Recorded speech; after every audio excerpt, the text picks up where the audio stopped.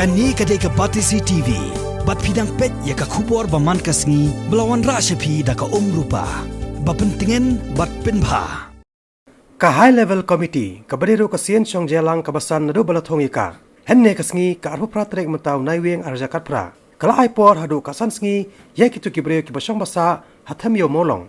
Bakin lej ban pani kikot kisla hapok office trekam jong CEO jong ka Shillong Municipal Board. Habaikan berkinong patai kubor hadin belawai ke jelang jong ka high level committee usong kenor jong ka konhon uba preston tensong ubalong ru usambot menteri rang ba ka jela ulai thu ba ka Sorkar jela leng ba ka high level committee kada da patha ye ka Shillong Municipal Board bakan ai de ka public notice sekitu ki breu ki basong basa hapo mat pran nadu ka apun terik mataw naiweng arjakat pra bal ai por ki bannet pani ye ki kot kisla hapo CEO jong ka Shillong Municipal Board hasua ka sipo terik unok pra mentau senam arjakat pra. Bad ka high level committee kan sasong jelang biang.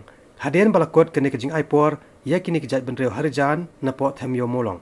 Katkum kejing thu uba preston tensong laong bakidan cispa ar prangot ki Nongtrei jong ka Shillong Municipal Board ki basong basa hangni. Bad san punreu ngot pan kidai ki batrei hai ki pat kitnan jong Sorkar jela. The committee ultimately decided to first wait the expiry of that date, and then only we will reconvene. We will sit again as members of this high level committee, and again the next course of action will be decided by this committee. Kata-kata cinyalang dumi committee na banyak. Lima.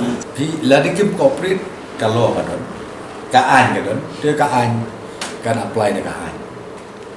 Okay, kaan kadon, agaba nila ban yat kat kum kat don juga. Kenang bakan don kan ka litigation hadi na po. Naradaw ni ay ample times dia kini kibreu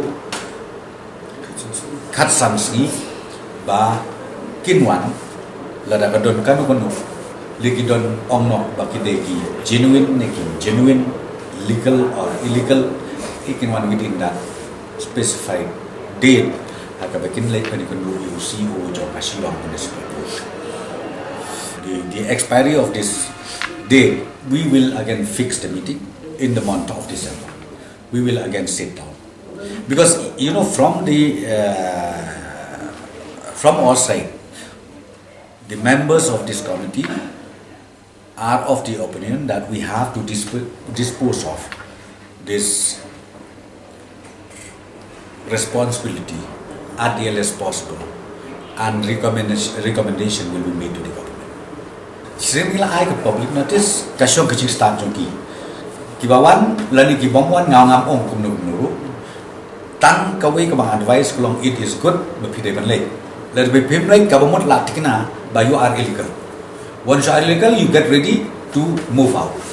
Kamu buka. Then they baling sa ay ample time. Bangi ada ke public notice deh anda. Baki don nggak kacau kapur. Ni ay por iki katsaksi. Kita ban late pen iki kot islah kacau ki. Kin late hapo office jom municipal board. Kenang baki eke berapa kin long di babek kibayar.